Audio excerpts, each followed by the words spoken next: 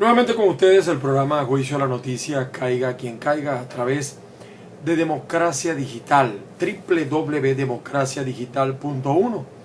Como siempre estará hablando con ustedes Ángel Monagas. Nuestra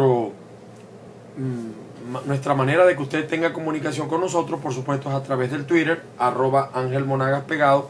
Usted ya nos envía cualquier mensaje y cualquier solicitud que quiera hacer.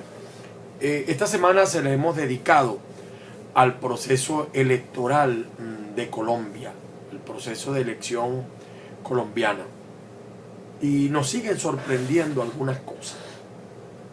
En Colombia, en primer lugar, debo decirle que ya es un proceso electoral que se inició en todas las circunscripciones que están en el exterior de electores. Desde el día lunes pasado están votando. Esto es una elección, creo que ocurre así en muchos países del mundo, donde votan un poquito antes del proceso o un poco antes del proceso. En Estados Unidos existe, por ejemplo, la votación hasta por correo. No estoy seguro si por email, pero probablemente también. No estoy al día con ese sistema electoral, que tiene muchos defectos, por cierto, el proceso electoral de los Estados Unidos. Pero en el caso de Colombia, comenzó desde el lunes.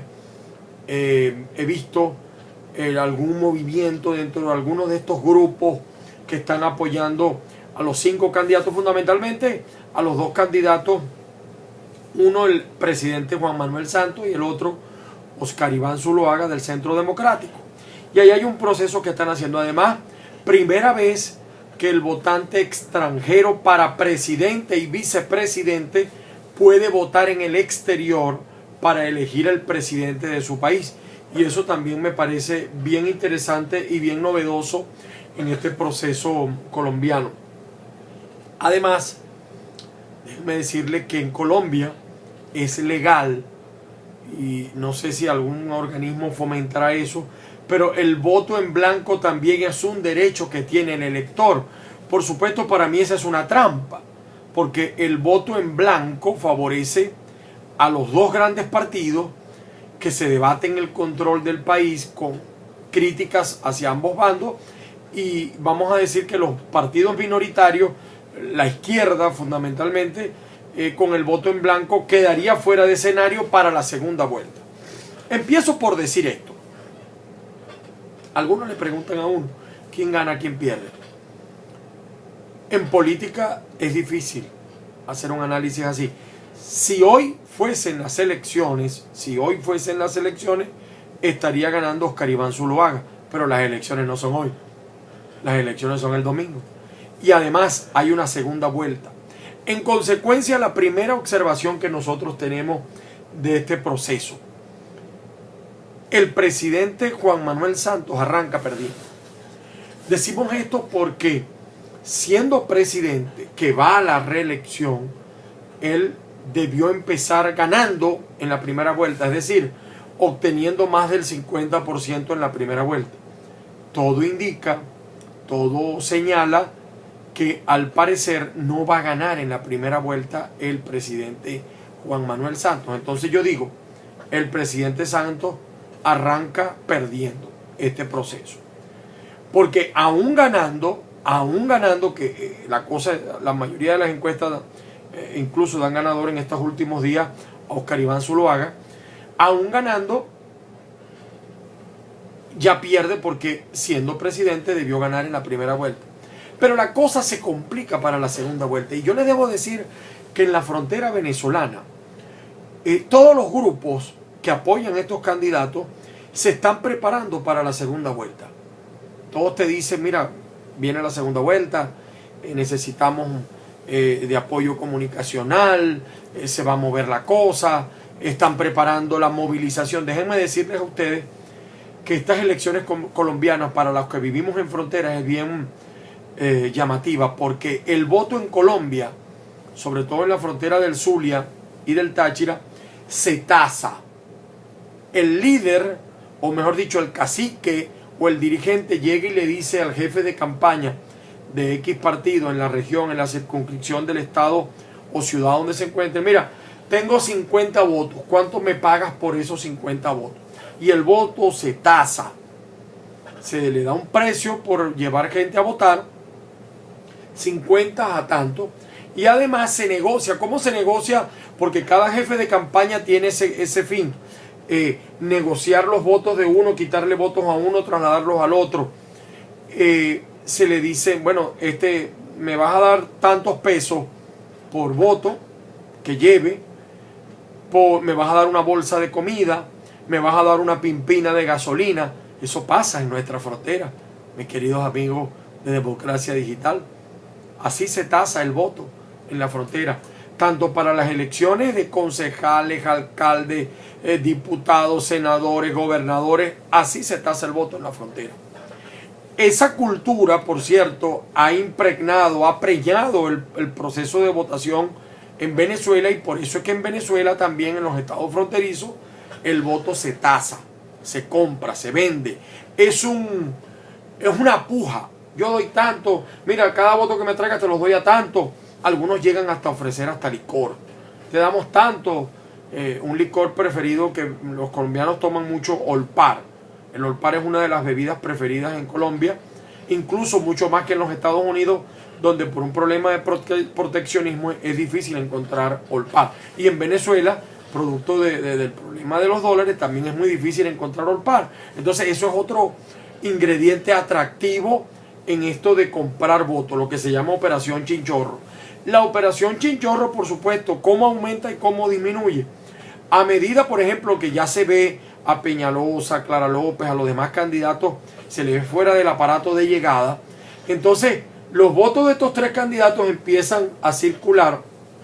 Hablo de Clara López, de Enrique Peñalosa y de Marta Lucía Ramírez. Los votos de los demás candidatos, probablemente haya otros candidatos, pero vamos a decir que esos son los 5 principales, o el voto en blanco, empiezan a moverse. Es decir, mira, pregúntale al señor cuánto nos da por votar por él, y empieza aquel movimiento. Eso es un mercadeo político, o por no decir un mercado político.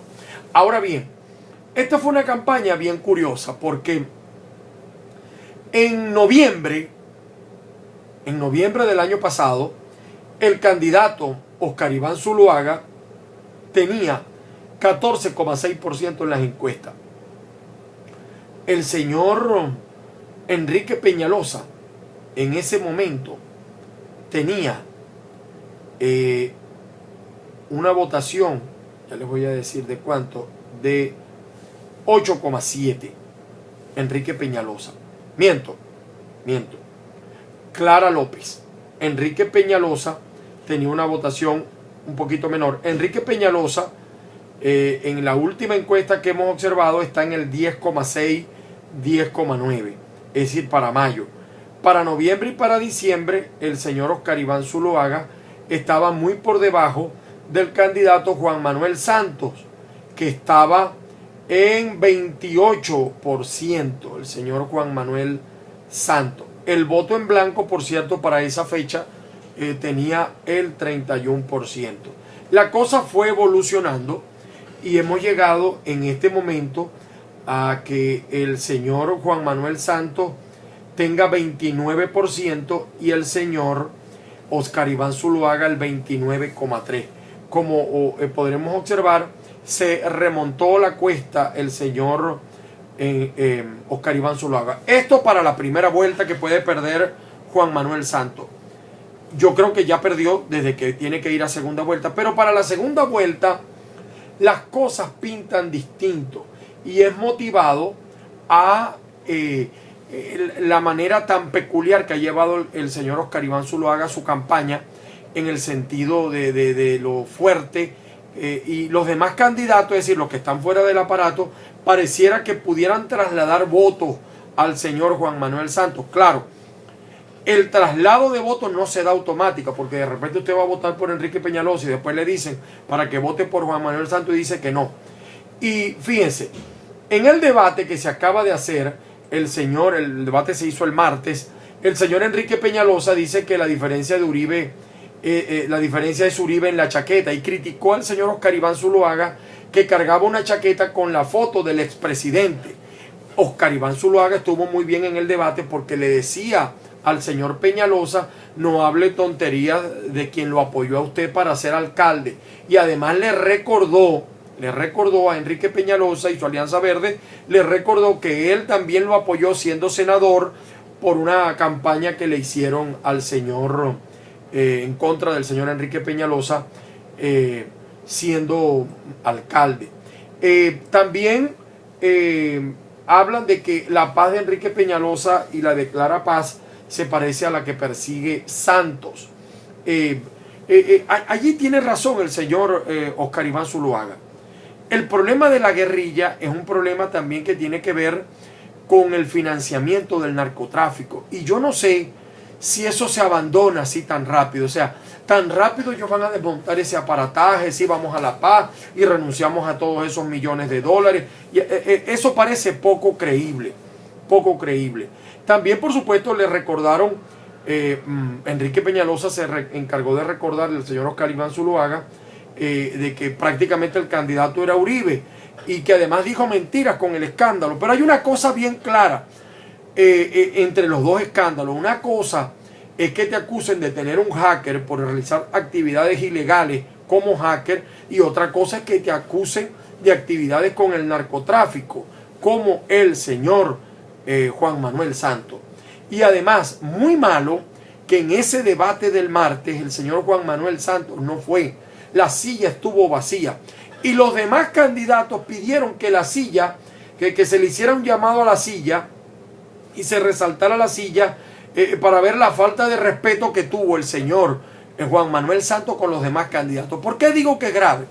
Es grave porque para la segunda vuelta seguramente Juan Manuel Santos va a acudir a estos candidatos y ellos pueden decir: ah, nos faltaste el respeto en el debate, que no fuiste porque nosotros somos muy pocos para debatir contigo, pero ahora sí quieres nuestros votos.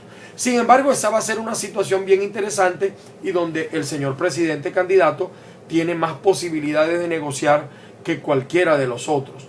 Y también en ese debate se habló de la trayectoria del señor Zuluaga, es decir, fue uno de los más atacados y evidentemente que arriesgó físico. Hay que reconocer que el señor Oscar Iván Zuluaga arriesgó, sí, físico. También señala el señor Oscar Iván Zuluaga el tema de las conversaciones con la guerrilla, que sigue siendo un tema que da para más. Y Oscar Iván Zuluaga creo que se manejó bien desde el punto de vista mediático cuando decía que la primera noche va a ser, si llega a ser presidente, en una fragata. O sea, de una vez va a decir que no acatará el fallo de La Haya en cuanto a la isla de San Andrés y el tema con Nicaragua. Es decir, está tomando temas bien ácidos, bien álgidos, y que lo diferencia muchísimo con el señor Juan Manuel Santos. Creo que fue un error del señor Juan Manuel Santos, en un país acostumbrado al debate como Colombia, el no haber ido a esa cita del debate. Los demás candidatos, bueno, mostraron sus ideas, y fue Marta Lucía Ramírez quien pidió que pusieran una silla vacía para el señor Santos. Ya esta Marta Lucía Ramírez, vamos a ver cuántos votos saca ella en la primera vuelta. Para la segunda vuelta la veo muy cercana al señor Oscar Iván Zuluaga. Es decir, creo que quedó muy molesta por la situación que les hizo, el desaire que les hizo el señor Juan Manuel Santos en este debate. Sin embargo, sí, creo que mediáticamente además el señor Juan Manuel Santos se ha manejado muy bien. Hoy el diario El Tiempo hablaba de El Español, por qué grabó al hacker. Ese tema le han dado con fuerza, creo que en los últimos días ha bajado, y también el tema, por supuesto, de los niños muertos probablemente atemperó un poco esta conversación, la sacó un poco de importancia por la solidaridad, el duelo nacional que aflige a Colombia con estos 30 niños muertos.